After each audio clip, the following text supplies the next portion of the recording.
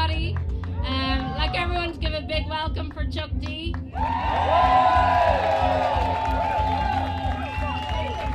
Hello everybody, I'm sorry I'm a bit late. Looking for the loo. Chuck, thank you so much for coming down. And Hey, I almost picked up a hot press yesterday in the store. Very good. Well, we'll give you one on your way out. But I was just going to say, I think the last time you guys were here was for the 20th anniversary of It Takes a Nation of Millions, which was a fantastic show.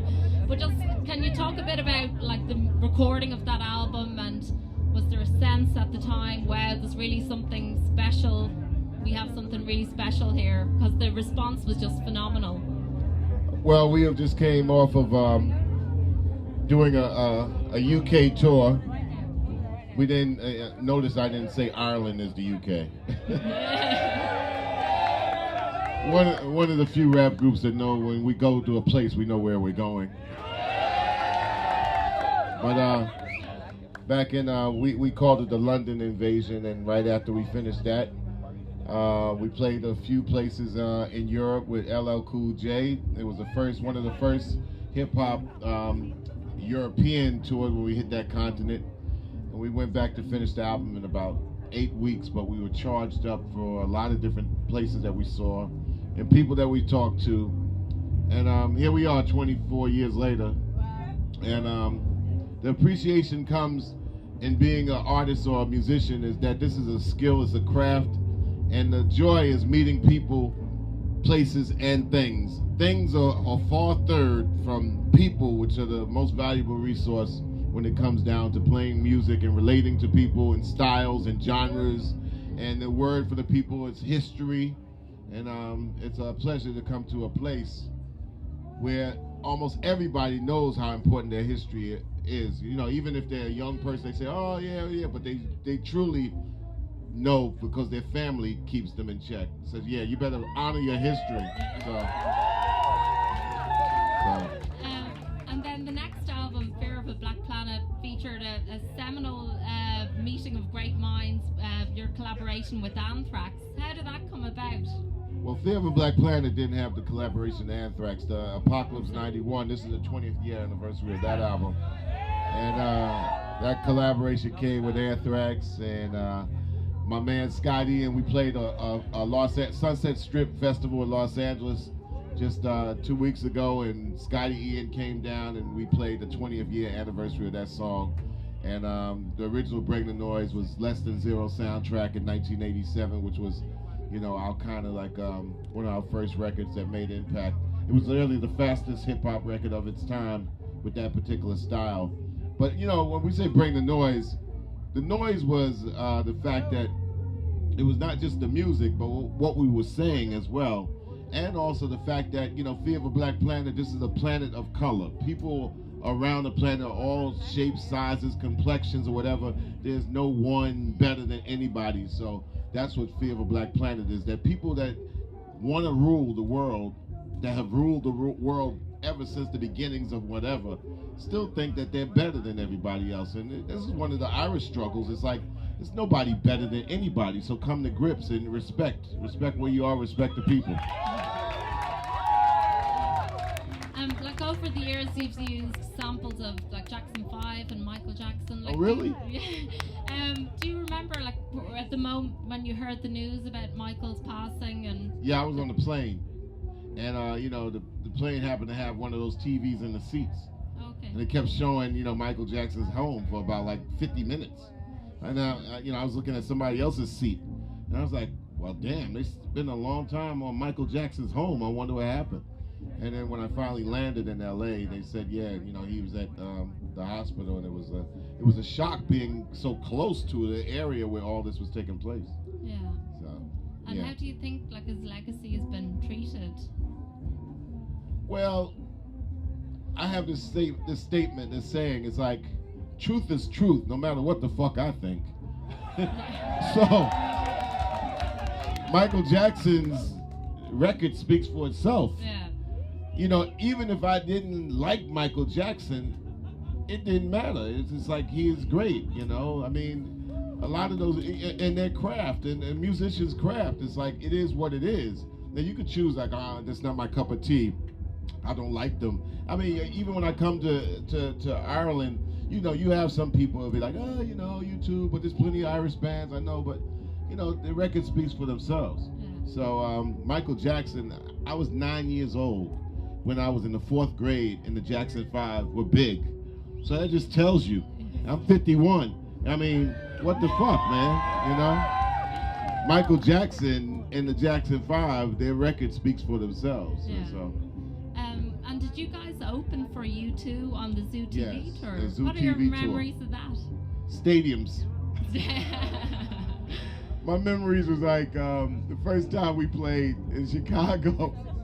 I'm talking to Bono, and then all of a sudden everybody moves us out of the way because here's 3 other helicopters coming down with their luggage. Edge, Larry, you know, and a fall way back is Adam Clayton. Okay. And like, I mean, There's the Poison Going On was one of the first albums to be distributed like via the internet. What are your thoughts on how the internet is changing how people consume music? It allows everybody to at least have an opportunity and a chance. Yeah. Before 1998 or 97, when we first got started, somebody who was really good would have to always beg for a chance. Now they can say, man, fuck the chance, man. You know, I believe that people want to get music. They don't necessarily want to buy music.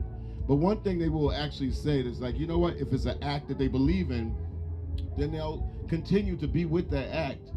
But I don't think it should be that easy where automatically, you know, oh, you're at a big company, so automatically people should support you.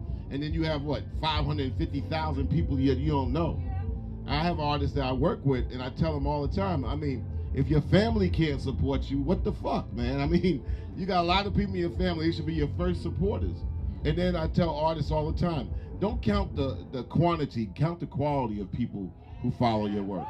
If you got 100, if you're on the internet and you sell 100 CDs, then there's 100 people that you need to pay attention to. Yeah. Don't think this thing like, oh, we need more. More is not always better. So sometimes you have to, I think with the internet, the whole key is how can you be a #1 fan of your #1 fan? Yeah. And then, you know, it's like when the Eminem made that record, Stan. Well, I say, well, how can you stalk Stan? You know, stalking Stan would be an interesting concept. He stalks you, but you're like, yeah, I know you live too. You can't get away. Yeah, but I'm your biggest fan, and I'm sitting outside your house. It's really kind of incestuous circle. You also posted a response to Kanye West and Jay-Z's song about Otis Redding. It was a polite response. Yeah, what was the motivation behind that? Or? See, I say, you know, if I say bad things, they go around the world. Because some people are like, oh, well, ChuckD, haven't heard from him for a while. If I say bad things about people, then everybody fucking knows. I mean, like, no, actually it was a polite salute to say, I think those guys are the best in hip hop, but I think people are the most important thing in hip hop. And people are the most important thing in music. People are the most important thing in the world. So you can't show off to people what you have. I think this is a bad policy to say, especially in these times or any times, because people that support you, you have to give them something organically to their soul. You just can't say, okay, you made me big, so therefore I'm going to spend the rest of my time showing off to you how big I am. I mean, so I just wanted to say that my response was only 1:38 seconds of saying, you know, you guys did a record on Otis, and Otis, you know, try a little tenderness is like, you know, try a little tenderness with the people out there, especially in the United States. The United States right now is going through a recession, headed into a depression. And with black folks, it's a desperation. So I say, you know, like, you guys got to kind of like represent and try a little tenderness with the fan base out there. You guys are the best. You got the styles and all that. You know, you know, I mean, you're the now people, so represent where people are at. Don't represent the area where, like, I mean, how many people can, relate to their own jet planes? And I don't know what the fuck a Maybach is. I don't know. I drive a 94 car. I drive a 97 car. I mean, the statement I have is like, fuck swag. It's like, you've never seen a U-Haul. You know what a U-Haul is, right? You've never seen a U-Haul behind a hearse. You can't take none of this shit with you. So the most, you can do is leave people with some knowledge, wisdom, some understanding, some feeling, some good vibes. Listen to them. I think one of the biggest problems with rappers is that they don't listen to each other, and they don't listen to other genres of music. I mean, like the great band here. I don't know the name of that band, but you know what? They're a band.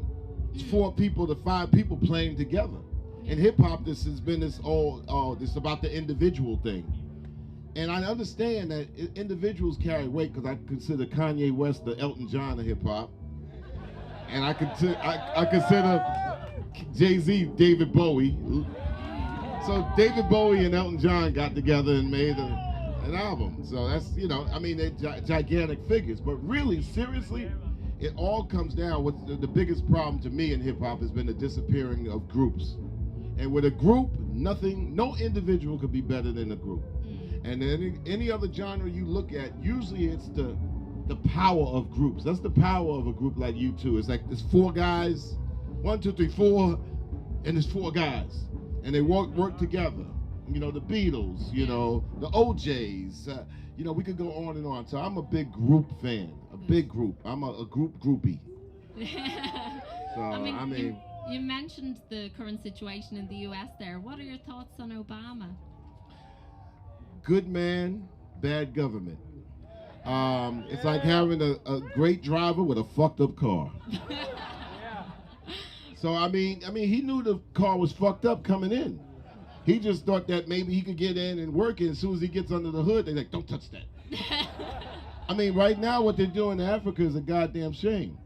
To me, being African American, which means that, what the fuck does that mean? You can be, Caucasian and live in Africa and then go to America and be African American too. No. So I'm black. So, but what they're doing is like, you cannot be a president trying to do good in the United States without the people that have been in the government for years and years telling you, oh, no, you don't. Yeah. So what's been happening in Africa, they've given Africa a haircut. They're calling it a haircut, but what it is a decapitation. And whether people say, oh, the media comes and say, oh, Libya, Egypt, they all want their freedom. But at the same time, the inner dynamic is that, the media here, the BBC, just said, hey, look, WikiLeaks came out and said that the CIA is involved with, the rebels over in Libya. Oh, no, was involved with the Gaddafi government. I know y'all want to hear about rap and shit, so let's just talk about swag. I know, but my thing is like this. It's like, when you write a song, make sure the song's about shit. I mean, I'm not 17, so I'm not going to write about 12th grade. I'm not even 29 or 35, so I'm not going to write about I can't pay the mortgage on my first house, or my child's 4, but then again I have an older one and a younger one, so I guess I got to deal with that too. But am I getting long-winded for y'all? I could have came in and said some shit like. Yo, what's up? Yeah, true. Fuck is up? Yo, where we at? We in London, right? And then when they say shit like that, y'all don't say shit like, you're like, no, I thought we came to Europe. I mean, come on. I mean, it's always important to be able to know where the fuck you're going. This is Public Enemy's 78th World Tour. And we've been in 77 countries. And I would like you to take down this information. PublicEnemy.com is the longest running hip hop website ever. My Twitter is I don't do Facebook. I do Twitter because I keep it to 140 characters and I make sure I'm not a twittiot. I try to be a twitterlectual because there's some twitiots on that motherfucker for real. I don't be tweeting about my lunch and shit like that. I try to say positive things, but tweet me at Mr. ChuckD and spread it to your affiliates. And my email is simple. It's chuckd@publicenemy.com. I don't care who you give it to. Yes, I do read it because I don't spend time just watching the TV for hours. So I am involved in social media at a higher level other than scratching my ass. So I mean, and I answer people, and to me, I like listening and I like reading people and reading articles and buying magazines. I mean, music is my life. I don't expect me to be in movies. Don't expect me to do reality TV. That's Flavor's job. Flavor has his book. Flavor has his book on sale, and he's having his book. Yeah, my wife read it in a lunch period. So, but just being honest, I'm very proud of Flavor Flav. He's a wonderful person, and a lot of times people say, "Well, Flavor, is he, why does he do that and you do what you do?" I mean, this is why the combination works. We are who we are, and the thing about Flavor is he's been often imitated, never ever duplicated. He has a great heart, and that's what he does. You can't take your eyes off him. He's not trying to pretend to be Flavor Flav. He's been that way for the 35 years that I've known him. He's the world's oldest teenager. We only can afford one of these guys at a time in our surroundings. Every family has a Flavor Flav in his family. All you gotta do is like, oh yeah, that's right, I have Uncle so-and-so, he's like Flavor. When the mother says, okay, we love him, but he sleeps down in the basement near the furnace. He usually gets the drunkest, it's like, yeah, it's family. So will there be a new Public Enemy album next year? Yeah, there's going to be a new Public Enemy album. But before we remember the question you asked about technology. Technology has all but obliterated the concept of albums as they were in the '60s. So I love doing one song at a time. I love doing that. We will release an album because we know we have people who expect that type of pattern, and you go and play things like. But right now, the beautiful thing about the internet, and not just with distribution and release, but also in creation. So anything that comes across your mind, I could go back to the tent where we're at and say, well, I just did a great gathering here in Dublin, outside of Dublin, in Ireland, and at Heath, right? Spell it for me. Oh, leash. So we got local leashians here. Unleashed. Well, that's what I would write a song about.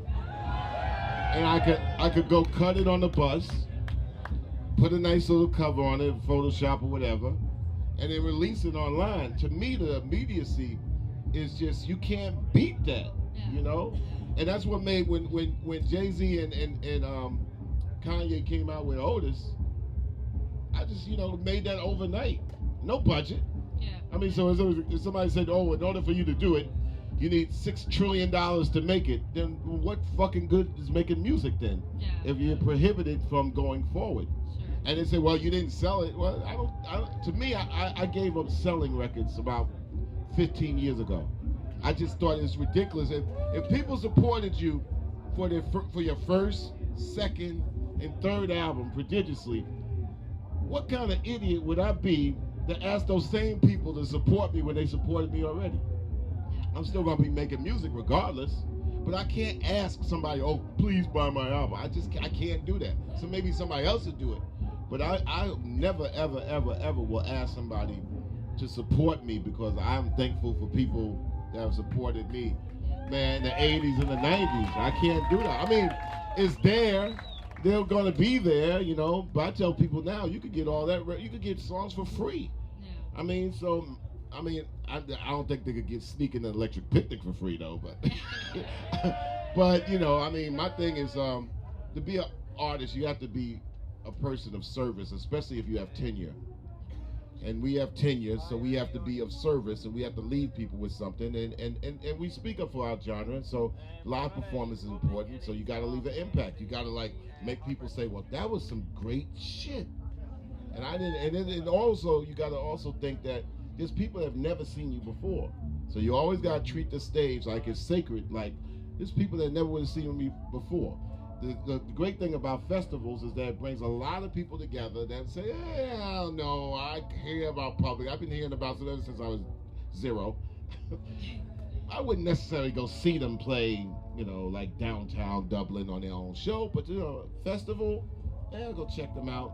And then they're like, okay, wow. And that's how you build people who are fans. Okay, fan or fam is the same thing when you work for it. Because a fan should be a fam, but in order for somebody to be family, you can't you can't treat them cheaply. Sure. So that's the thing about festivals. You come in, you do your thing, and then people are like, okay, oh yeah, it's okay, or they was shit, and it's like this. It's like I consider it like a balloon. Each time you perform, you have a reputation that blows you up. Now you could go there with more air to blow it up, or you go there with a pen to pop it. So we hope that it's air instead of a pen.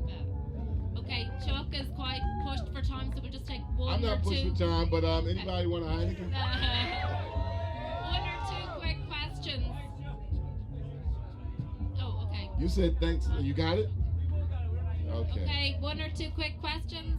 That's all I got. What time you got? Okay, we're 5 to 10. So. I got about 10 minutes before Okay.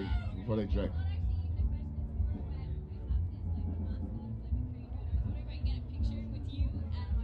Okay, give me a mascot. Okay. Quick photo. Do y'all need a mic out there? Why don't they have a mic so I can hear it? Mic. Yeah. Over here. Okay, great. What's the owl name? Yugi? Hootie. Oh. Yeah. Obviously. Okay. Where's the blowfish? Question in the front here. Yes.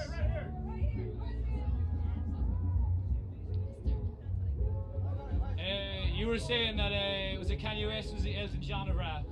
Yeah, he's an Elton John. Elton John of rap, Kanye West, because he does things of such big magnitude. I wonder, like, wow, whoa, where did this? Whoa, Dude, but and you said Jay-Z was David Bowie, but what would you think Slick Rick was? You compare him to someone else. Say what? Slick Rick. Slick Who Rick? would you compare Slick Rick to? Oh man, Slick Rick. I don't want to spend all my time thinking about, but I'll come up with something like that. Keep. Okay. Yes. Okay, sorry. Odd Future. Odd Future has a very good future if they continue to believe in themselves. Three albums I can't go without. Yeah. 3 albums I can't go without. Well, this is another thing where technology just kicks that in the ass. On my iPod, I got 10,000 songs.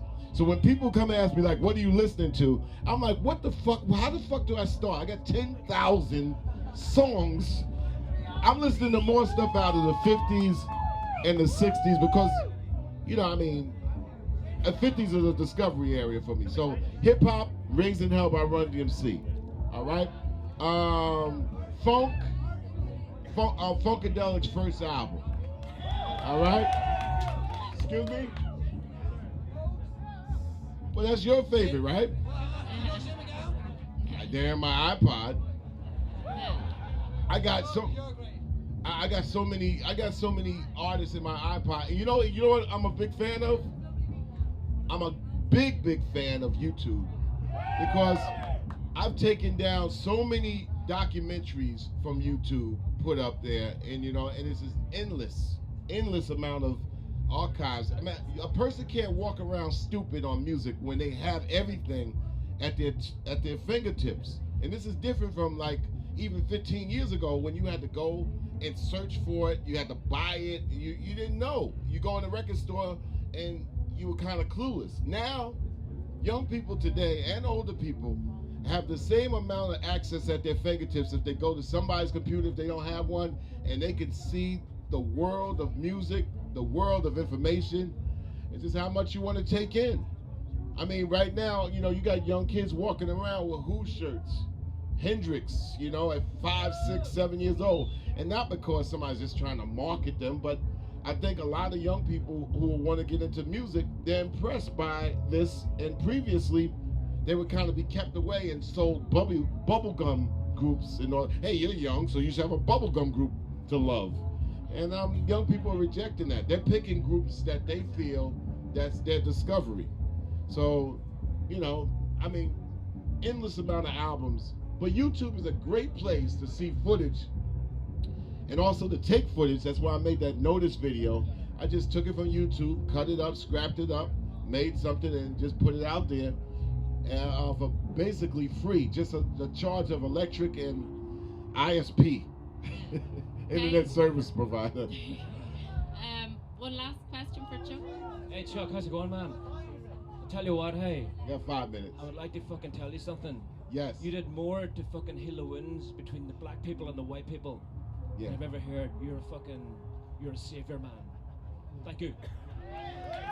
Well, let me tell you, coming to Ireland and knowing that, you know, the Irish history, and also knowing having a whole bunch of Irish descendant friends, and then coming to Ireland for the first time, I'd be a fool not to be able to make some parallels on the treatment of big structures versus the people. People should never, there's enough shit to go around on this planet without somebody going around bragging about how they got billions of anything. I don't understand that concept at all. I talked to a dude that had so much money, right? And I asked him, what the fuck is it? And he said, well, he wants to compete against his friends. So I say, okay, if you got $300 million, right? What makes you want to be more greedy? He says his friends make him feel like shit because they got $600 million. So that's the reason that you want to be greedy, because you're going to compete against your friends? Get the fuck out of here. I don't understand that shit. I don't understand it. At the end of the day, it means nothing. This world tilts on an angle. Look, I was in an earthquake 2 weeks ago in New York. And New York had a hurricane. So this planet tipping on an angle, it changes shit.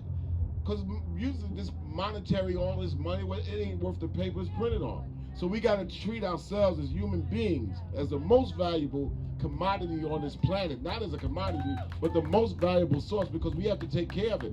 Everything else falls in line. And even your pets start screaming at the moon saying, what the fuck is going on with these human beings? Enough of that for me. A couple more questions. Hi, hi, over here. Yes, ma'am. Hi, I'm from Frontline Defenders. Yes. There's a guy who's in Bahrain. He used to work for us, so this is a political question, so you'll love it. He's in Bahrain. He used to work here, and he was safe. And he went back to Bahrain to fight the revolution, and he is going up for trial. He should be in treason. Please give him a shout out from the stage. The guy has been tortured so much that he had to have 4 hours of surgery. Please give him a shout out from the stage to show that Irish people remember him. He left here to go back. You have to probably. I have all the details in my bag. Make Please sure you give it to me on a piece of paper, and I have this piece of paper big, right here with me. Big and it's print. Big. I'm Thank old. You so Make it simple, 2 or 3 sentences, because Flavor will kick my ass if I spend too long preaching to the crowd. I would like to say this. Culture is the thing that brings human beings together for our similarities and knocks aside the differences. Governments like to split people up. So I'm not a government fan of any place, but I do believe that they have to get better. But beware of a government that says that it's in control of your culture. Culture still must belong to the people, and people have to use it to gel people together. That's no bullshit, no BS.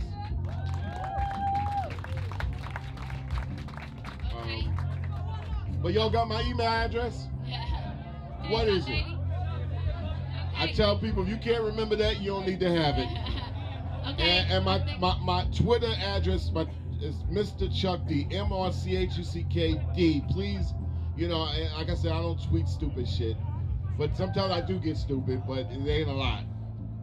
Okay, I think one last question. One last, I'll be dead quick. And what's your name? My name's Kate Tempest, I'm from London. It's an honour to be in front of you. It's an honour. I want to say one thing to you. I'm going to come and pass you my record in a second. Please I'll say do. one thing.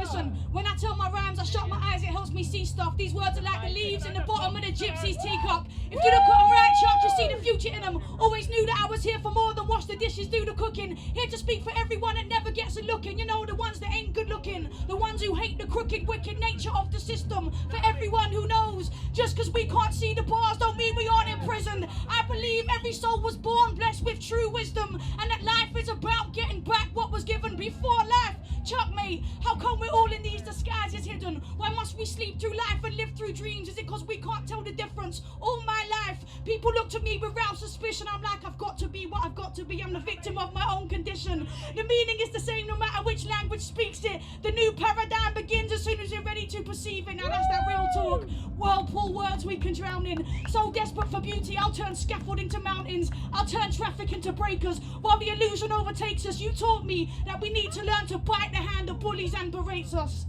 Wow. Yo. It was you what the British government was talking about a month ago.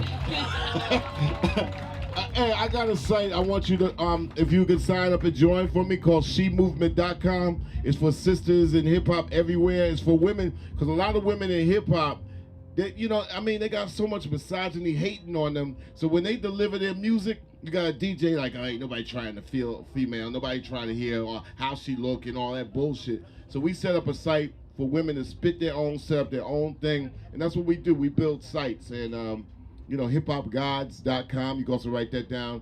It's for classic rap, 15 years qualified. But I need you to sign up for shemovement.com. And like I said, it's no ulterior motive.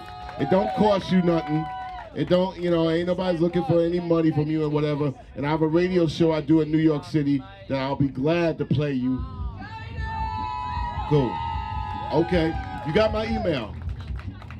At ChuckD@publicenemy.com. Gianna Carell does the world music on our show. It's a great show, and we want to boost you. And I will take this with me. Thank you. Okay, everybody give it up for ChuckD. Thank you. I would shake everybody's hand, but I got to get on back to get on stage. Thank you.